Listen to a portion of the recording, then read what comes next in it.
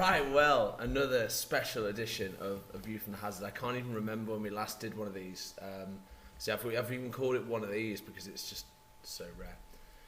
But yeah, no, this is probably like episode 51, isn't it, Ben? Technically episode 51, but I know a few special people, number one. Yeah, special number one. I mean, we tried to get an interview with Cam, didn't we? But that was ages ago.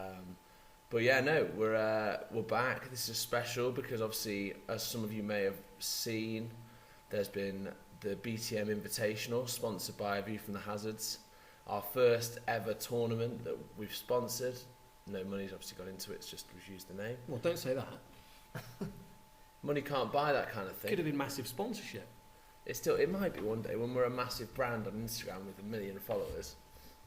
We're like getting paid per post. The last episode was 77 days ago, by the way.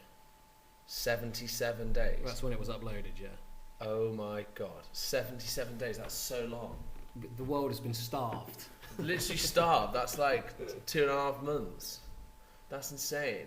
Right. Well, anyway, before we do anything, a few little things about this special episode. So it's certainly not recorded on a special laptop. Well, it sort of is. I mean, I've seen it. I left my laptop at home.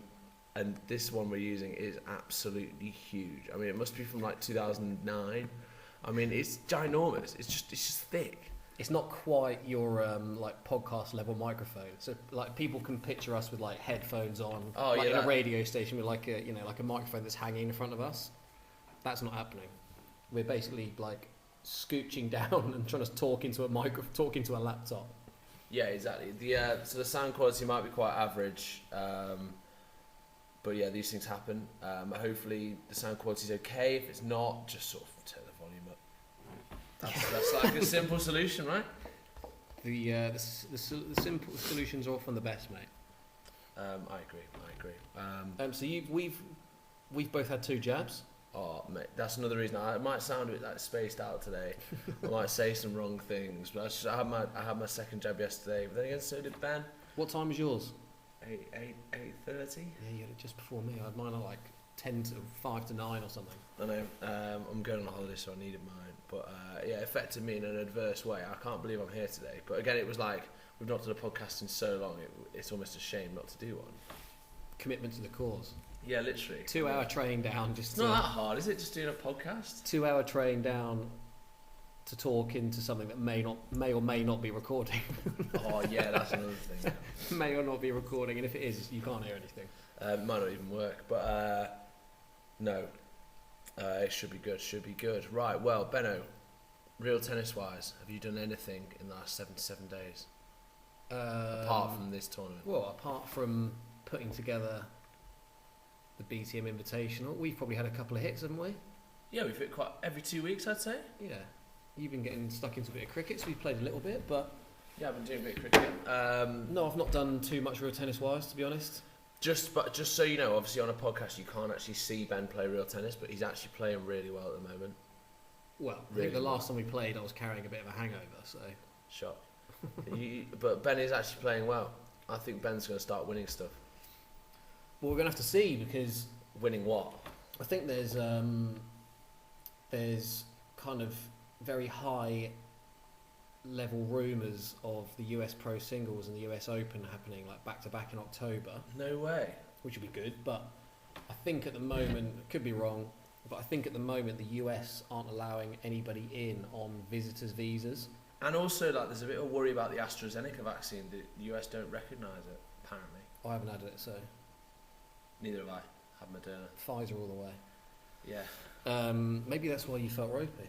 Anyway, could be, yeah. So I think there's a bit of an issue at the moment, as it stands, with being able to get into the US for non-US like residents. So, and I think they're going to review that in like September. So it might end up being a bit too late for like people travelling from the UK or France to get there.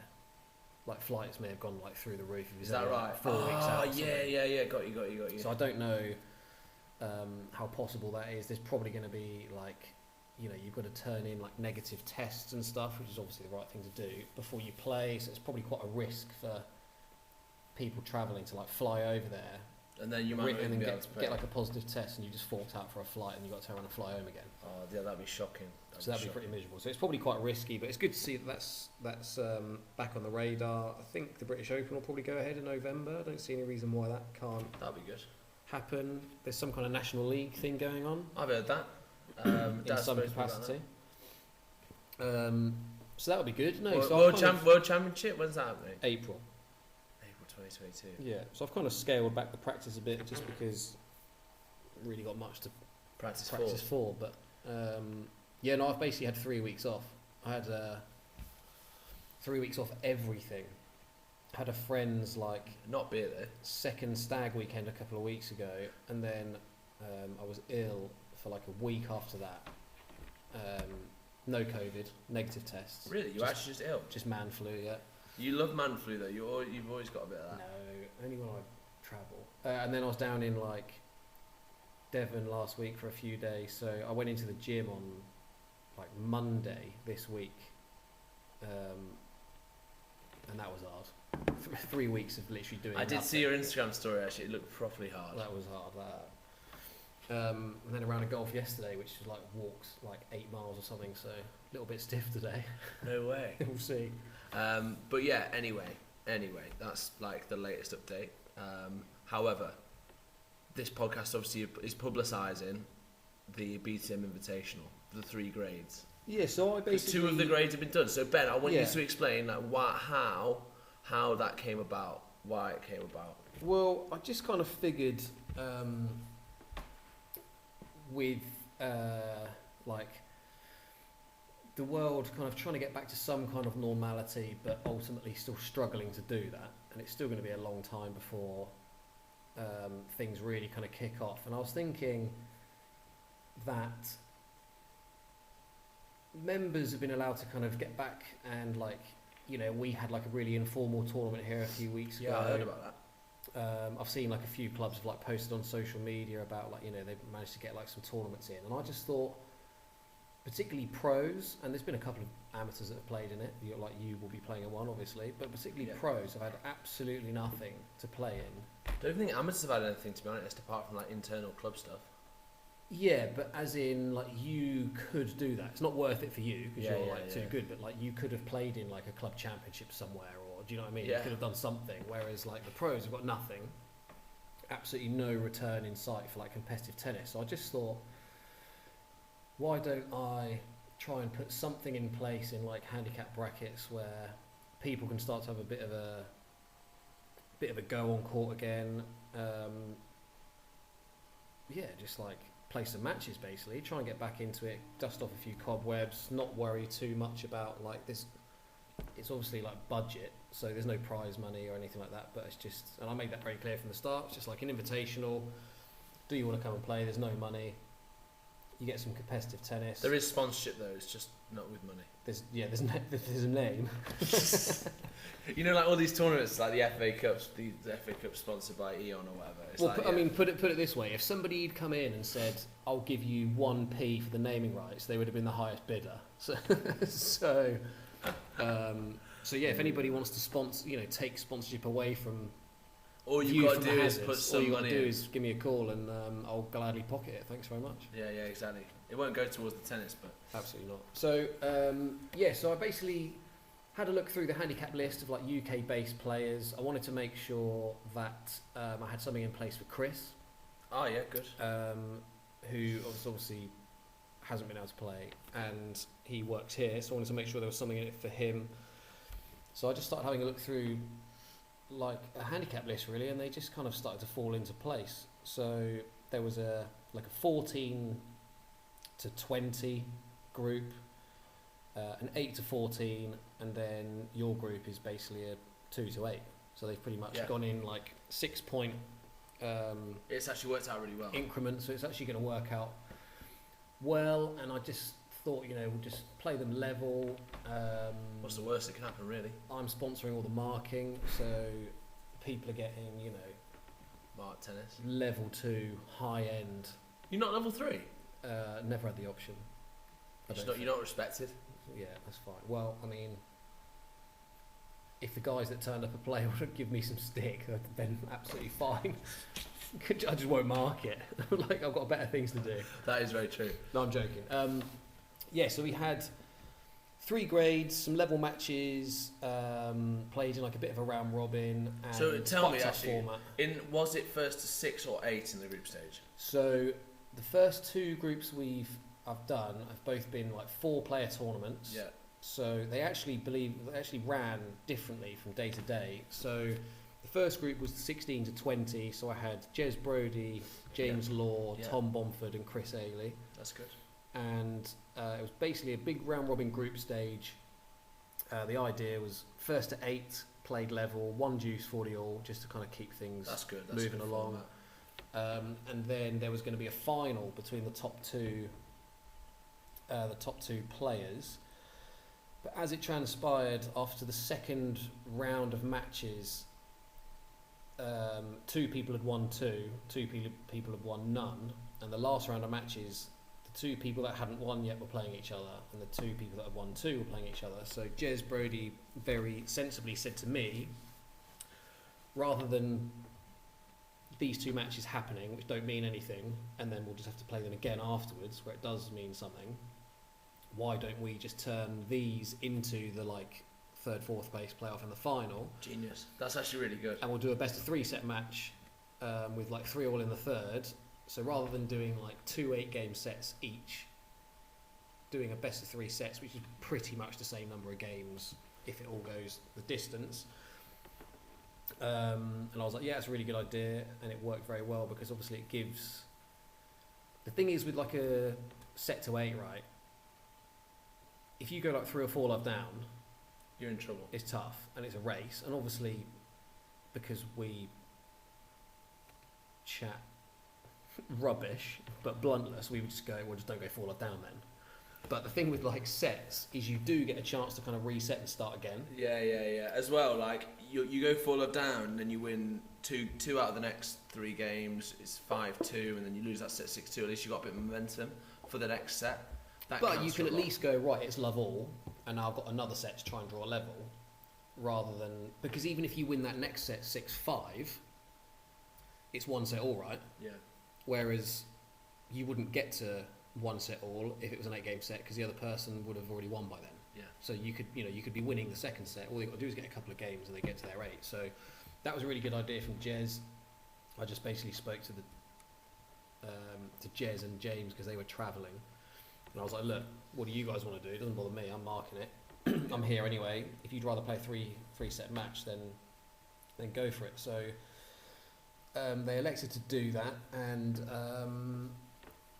that proved to be very successful for Chris, who won that grade. Oh wow. So yeah, I know he did. I saw that against James Law, right, in the final. So yeah, purely on paper, they would have been the number 2 and 3 seeds. So Chris would have been the number 3 seed. Was Bomford 1? Bomford was 1. Didn't have his best day, and was kind of getting a bit. He looked a bit kind of tight at the end. Looked like he was cramping a little bit. Maybe he had his vaccine.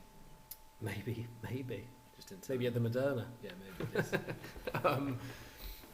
So yeah, Chris beat James Law 6-4, 6-1 in the final, and I'm not just saying this, but like I was genuinely impressed with the like quality that the 2 of them were playing at. Love that. Why was it good? Why was it good in this best of 3 match? Because I think the thing is, once you get like pros, in theory they've been taught how to play properly.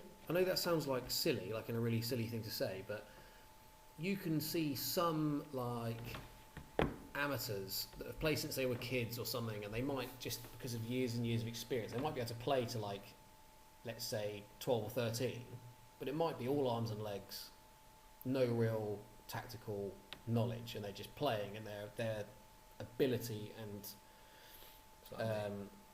experience allow them to just get enough balls over the net, right? Yeah, whereas if you put it this way, if you're watching a 15 handicap pro and a 15 handicap amateur, the 15 handicap pro is going to look better. I mean, not necessarily every single time. No, but broadly speaking, who? Quality, mate. Yeah, he's a player. It's the same thing as like if you watch a 40 handicap male and a 40 handicap female, the 40 handicap female is going to look significantly classier than male. Yeah. That's without a doubt. Because they're going to like have better technique, all that kind of stuff. The men are just going to be a bit more brute forcey, and it's going to be a lot uglier. So watching James and Chris was good because it was just like you could just see that, like, what they were both trying to do. Do you know what I mean? And they couldn't do it to +5. Both left-handed as well. But mate, 3 of the 4 were lefties. Chesbury's left-handed, isn't he? So you could see what they were trying to do, and they were doing it well. It was just a good. I was just like, this is a good game. Like, that's good. It was just a good game. Did it put a smile on your face when you're marking it? Were you like, I really enjoy my job?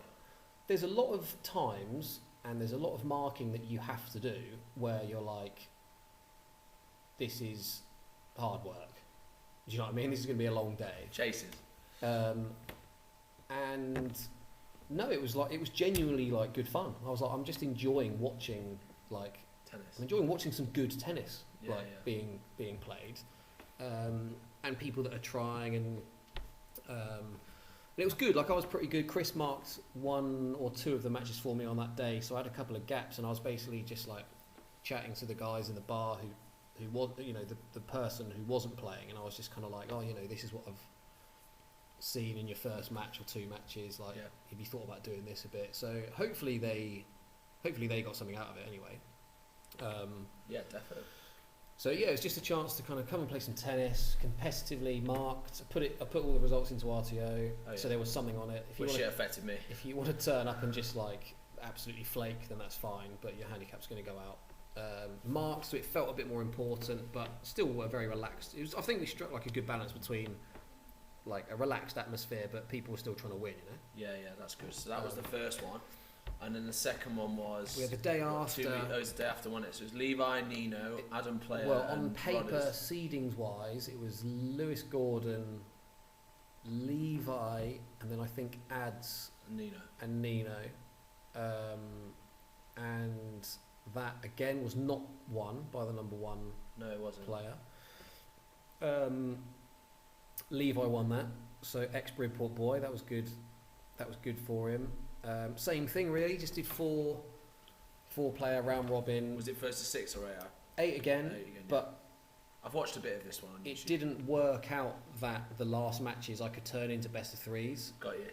So we just played them all as a group, yeah. And then we did a 3rd, 4th place playoff and a winning match. And in hindsight, because I'm very happy to take like some feedback and stuff. In hindsight, I wouldn't do so for your group, for example. I'm not doing a 3rd, 4th place playoff because not in a rude way to Ads and Lewis at all, but the intensity for that match was just far less. They'd already played each other. Yeah. They're not really playing for any particular reason. Do you know what I mean? I was just like, well, look, you don't have to do it, but if you want the match, it's there. And I could just see kind of within the first 15 minutes, I was like, they weren't kind of thinking like, what are we doing here? But they weren't playing for anything. So it was just kind of, they were just playing, you know, and the intensity was kind of not quite there like it was in the group stage. But so we ended up actually having Levi and Nino the final of that one. I was very impressed with Nino that day. I watched a bit of that match. So on YouTube, I was at a train station the other day, and I had free Wi-Fi, so I was watching it. And which one? Because they played each other first, and then in the final. The final, because I know Nino chopped him in the first game. Played really well. What was the score in the final? I want to say like 8-5. Okay.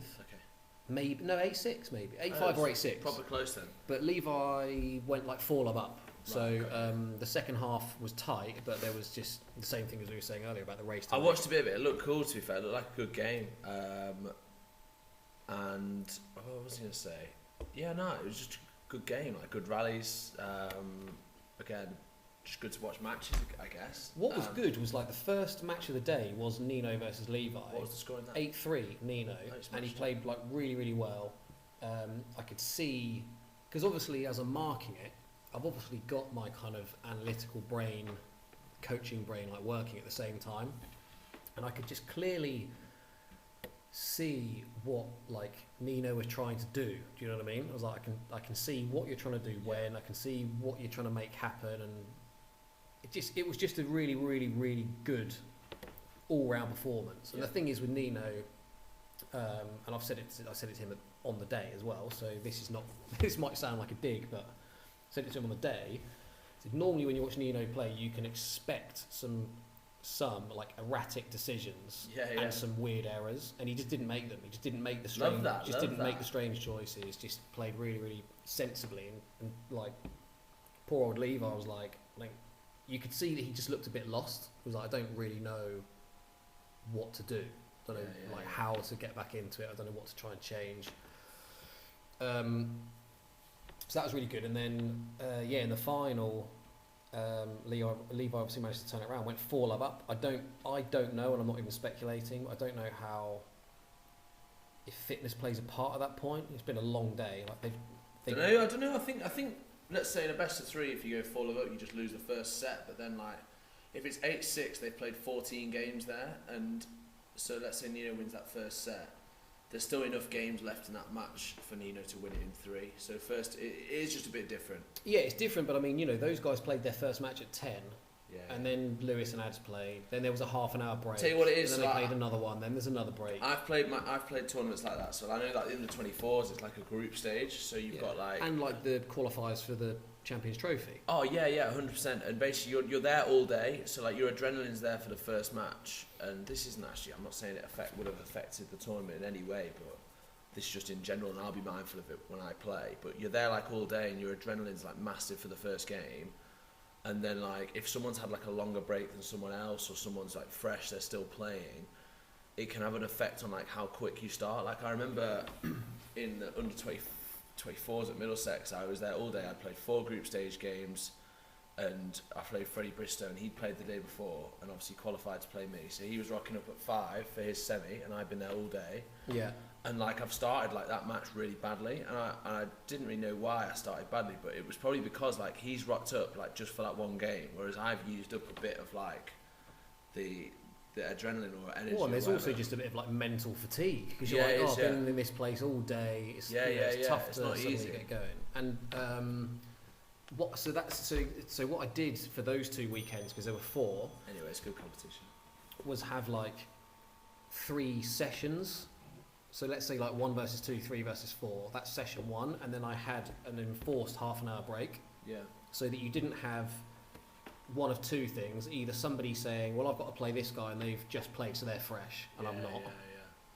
And you didn't have the other side of the coin, which is that person saying, "Well, I've got to play twice in a row, and I'm tired," and that person's fresh. So I was like, there's a half an hour gap between each session. You're all going into it in the same boat. How you use your gap is up to you. If you want to sit down and go through Instagram and stiffen up, you can do that. If you want to have like a couple of bananas and have a stretch and be fresh, you can do that as well. So it's basically like, I know which one I'd choose. A test. Instagram while eating. Instagram every time. But like at that point, I'm like, it's a test to you guys. Like, what are you going to do? You're going to try and keep fresh? Are you just going to totally relax? And everybody responds differently. So that was another kind of dimension I added to it to see how people would use those gaps. But anyway, Levi did well. I don't know how much of it is fitness. I'm not saying Nino's unfit at all. I don't know, like that mental fatigue and stuff does affect people differently when they've been around all day, and Nino did look a bit like in that final, certainly at the beginning, Levi came out of the blocks like quick. He was quite clearly like really up for it. Nino kind of made a few more of the like familiar kind of errors that he can make, but has proved that he can also not, because he did that. Honestly, his performance first thing was basically flawless for his handicap level. Very good. Anyway, so Levi won that 1-8-5 or 6. We should have looked into that while we've been talking about it. Should have an answer for that by now. You know what, mate? I went on RTO when I was on the train coming down, and I was going to basically look through all the matches, but apparently I've not paid my TNRA membership, and I'm just like, that's just not true. I get reciprocal membership at Manchester. Come on. So I just couldn't check. All right, well I can do this. You ready? This is all off the top of my head, and my phone is not open. It's not open, no. Nino beat Levi 8-3. Okay. Lewis beat Ads 8-4. Levi beat Lewis 8-5.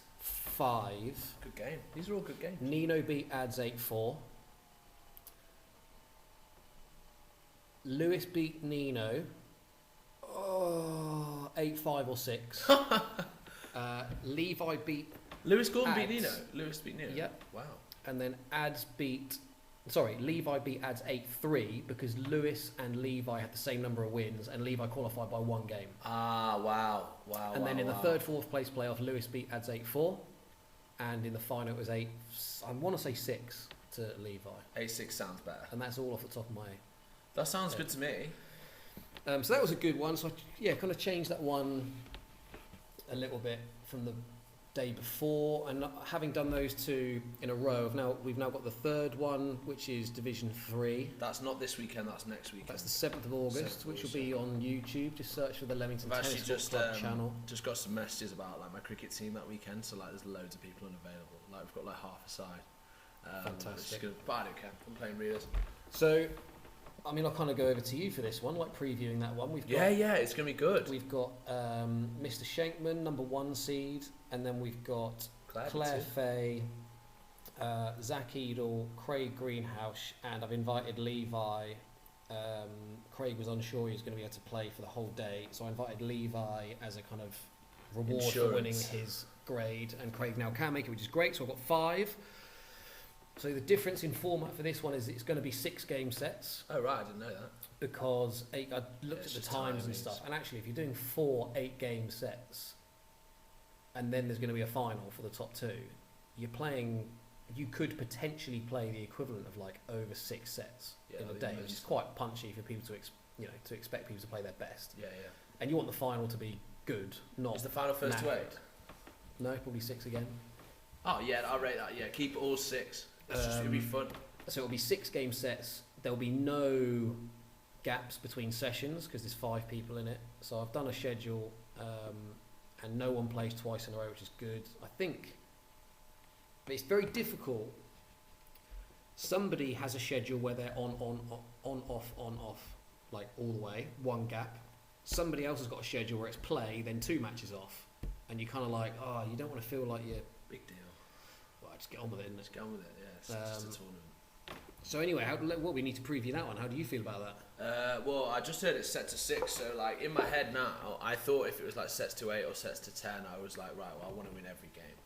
But if it's sets to 6, I'm fully prepared that I could lose a game. I could definitely lose a set. Anyone can lose a set. There'll be I quite like it. That's really hard, but it's like even more of a challenge to basically win every one, and I'm going into it wanting to win every game. I like the idea of keeping it like short like that because you get more chances of upsets. Yeah, I mean, say an upset, but you get upsets, but yeah. You get more chance of people beating each other. Yeah, and that's what was really good about. That was what was really good about the like Division 2, the intermediate grade, if I call it that, the middle group, because they all beat each other. Like no one won all 3 matches. Yeah, that's really to get into the final. So there was, Levi, Lewis, and Nino all won 2 out of 3, and they were basically in their own little mini box to see who got through. So that's kind of, and obviously the shorter you make the format, the more likely that is to happen. But it was honestly, in a group of 5, you've got 10 matches to play. Yeah. So if you just look at the time aspects of it, if you're doing an 8-game set, which is, let's say, 45 minutes. Like, that's a long day. Then you want people to play in the final as well. 8's actually really long. 8's so long. Like, they've turned up and they've been around for 8 hours by the time they play the final as well. It's brutal. Yeah, exactly. I think 6 is good because it's just a bit quicker. And also, it's still long enough. Like, 6, a set is long. Like, I think it'll take, it's enough time to get yourself into it. But I think, it's just a bigger test. It's good. Well, the second day compared to the first, same format, except on the first day we ended up being able to do a best of 3 for the last round of matches. Yeah. That the second day lasted a lot longer. Did it? Yeah, like we're talking like 2.5 hours longer. Wow. So potentially like longer rallies, more galleries being used. Do you know what I mean? Like tactically a bit different. So with the kind of you guys at Division 3, I'm expecting the matches to be even longer. Yeah. More rallies, people can kind of defend a bit better, absorb pressure a bit better. So 6 game sets, I think, is the way forward for that. Yeah, and also quality. 6 game sets, like if you've got to play 4 of them over the course of the day and then potentially a final, that's still 5 sets you've got to play. And 6 means that you can get out there. I'm not saying people are unfit, but they can get out there and go, I can literally go out and just go for it. Yeah.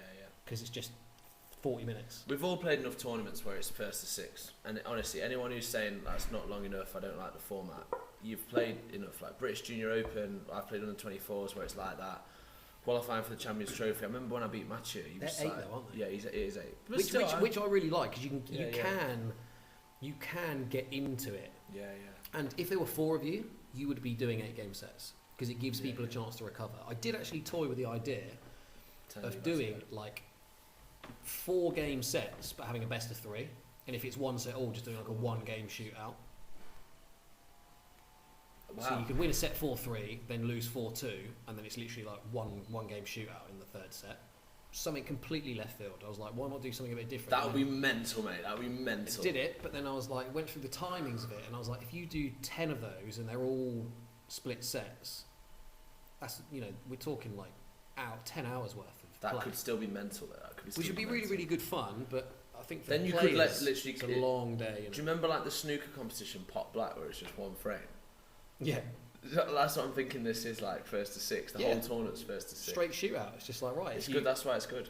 If you come out the block slow, you're going to struggle. You're going sets to 4. Swim upstream. Sets to 4 and then a 1 game shootout. Which is why it would be like a best of 3 format. So if you lost the first one 4-1, you're like, okay, well at least I can reset. But with 5 people in there's just too many matches. Yeah, that would have been funny. That would have been funny. Too many matches. The other idea was to kind of do that, but not have everybody play everybody. So there'd be like 1 person you don't play. And then I was like, well, if you look at the handicaps, that's really bad. There's you, then a bit of a gap to Claire, then a bit of a gap to the other 3. So in theory, if someone doesn't play you, then they get an advantage on the other guys. Yeah.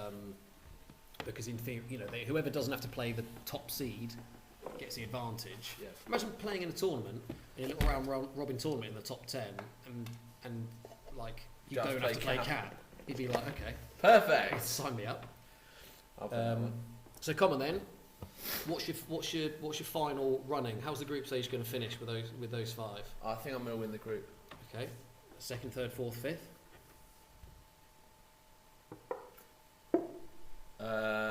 I think Levi's going to surprise some people.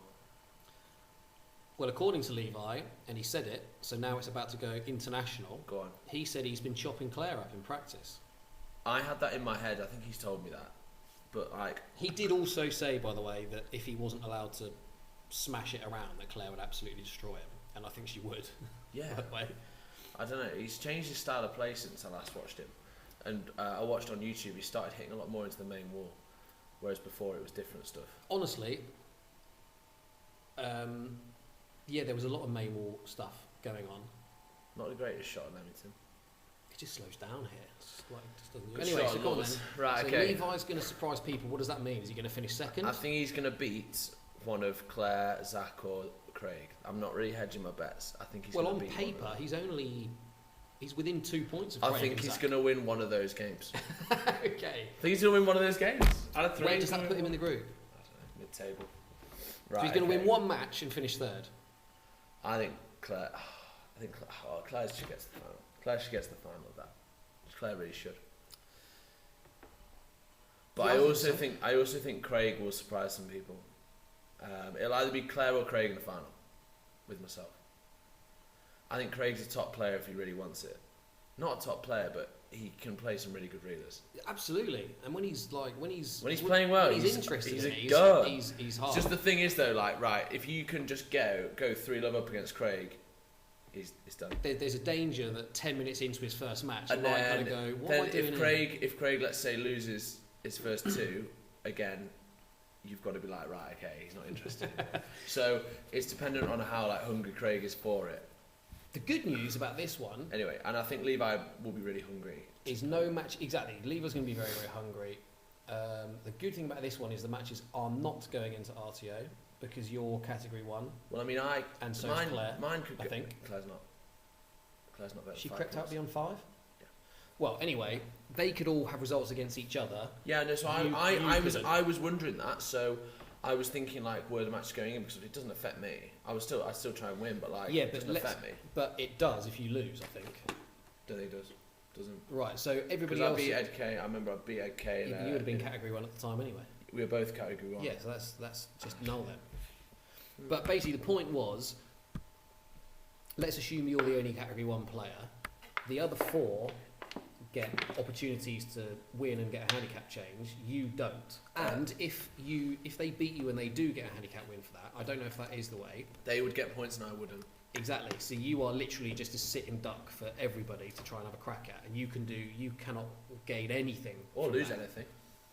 Apart from pride. True. Money can't buy pride.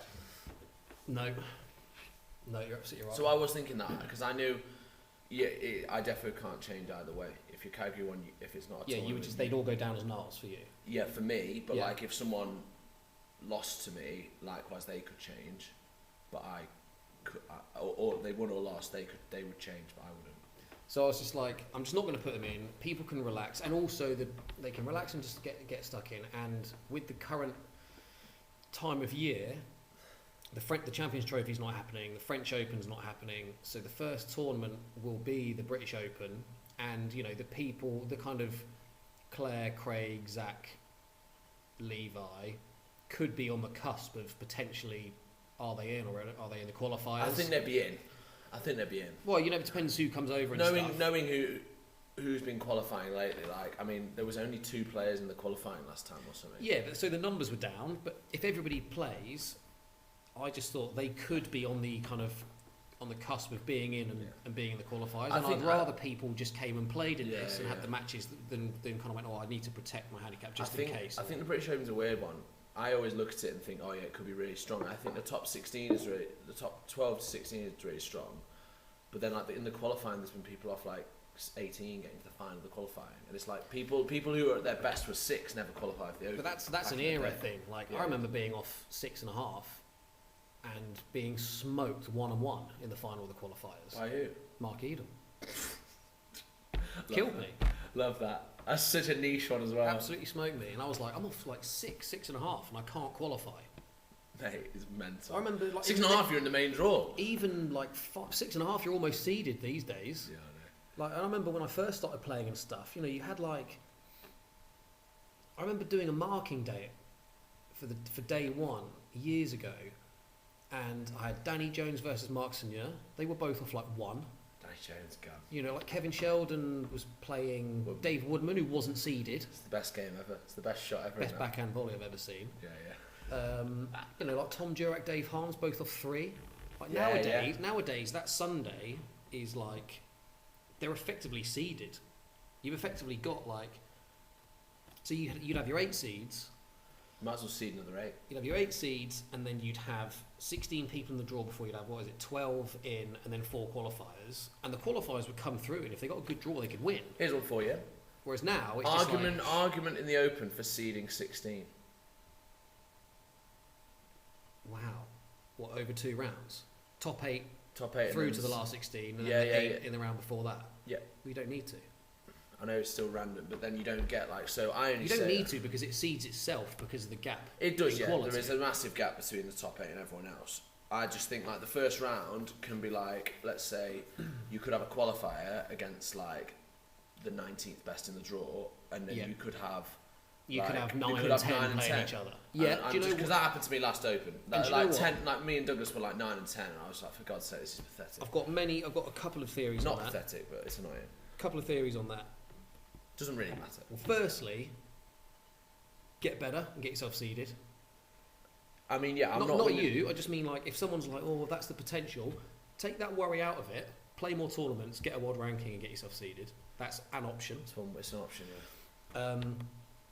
Secondly, because of the kind of the gap between the best player and the weakest player in the British Open is getting bigger and bigger and bigger. Mate, it's a chasm. It doesn't matter anymore because generally speaking, whoever gets through that first round is losing against the seed. Oh, I don't know. Whereas before, I remember a few years ago, Nick Howell was unseeded, and I played him in my first match. Chap has told me a story. Said I'm like, hang on a minute, Nick's had a match on the court already, and I'm turning up and I'm expected to beat this guy. Chap has told me a story where he said 2 years in a row he got Connor in the first round. It's like, how good is that?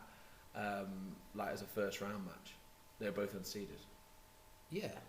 What I do think should happen, and you don't want to place too many people in the draw, but in the British Open, what I appreciate, because you want to draw as many places as possible, I hate, and you see it generally year on year, I hate seeing qualifier versus qualifier. That can't happen though, can it? Yeah.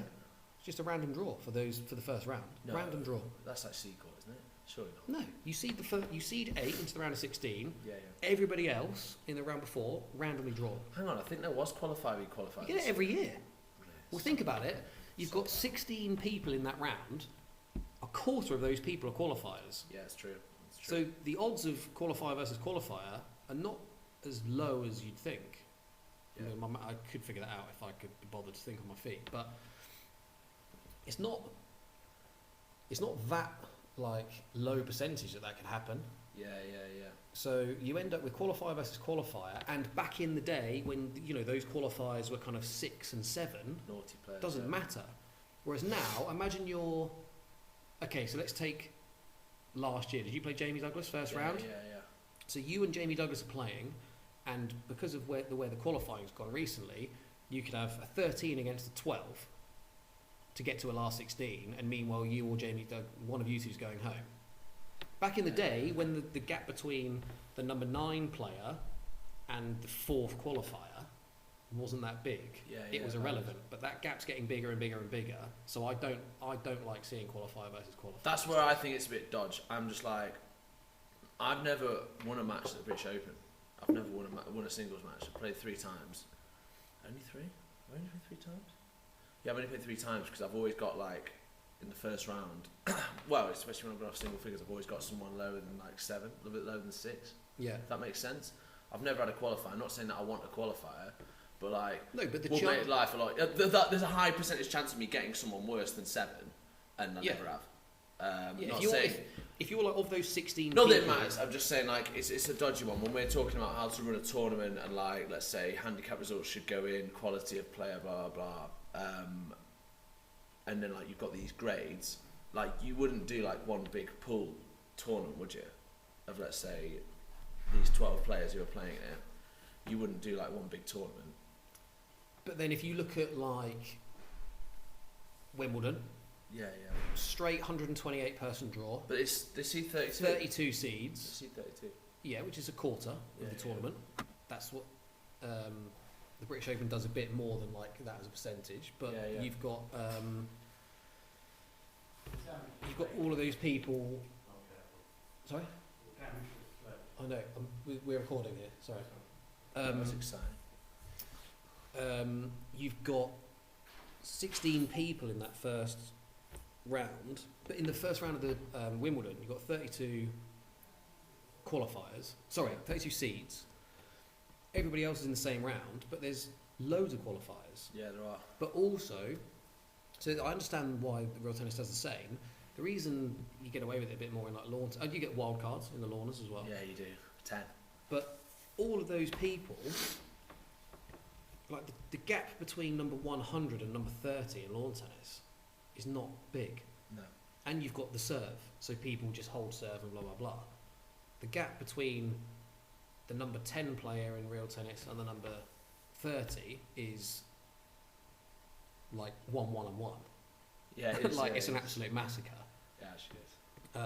I can't even think of the 30th. Well, if I'm between 17 and 20, and it's still 1 and 1.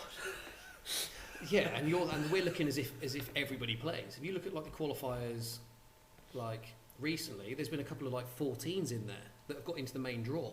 Yeah. If they draw Jamie Douglas in the first round, you're like, what's the point? I know that sounds brutal. Anyway, that's why you have the BTM Invitationals. Yeah, sorry, I went a bit off topic there. No, it's good. It's good though. It's good to talk about reelers. Good to talk about draws. Anyone got any insight about a draw? Let us know. how it should be done. If anybody's got any feedback or anything on the BTM that they've seen in the first two and they want to see for the third one, I'm always happy to take feedback. I'll never take criticism. Have like a super shot. I did actually think about I could do something a bit funny where it's like, a backhand winning gallery, you get 3. Target gets you 2 points or something like that. But I was like, you just can't turn it into a joke, can you? If it was like a proper flare shot, if you hit like a backhand grill or a backhand winning gallery, you get 2 points. You can't say backhand grill's a flare shot. No, it might be for you, but Darren's just like, I'll be picking up bonus points all over the place. No, it's not a flare shot. I think backhand winning gallery is a good one because that is genuinely like what you do if you're taking that on sometimes. Well, you've got to have the nuts, haven't you? Yeah, you do. It's good. You're about to experience a few of those on court now. Mate, I'm better at hitting backhand winning galleries than I am forehand.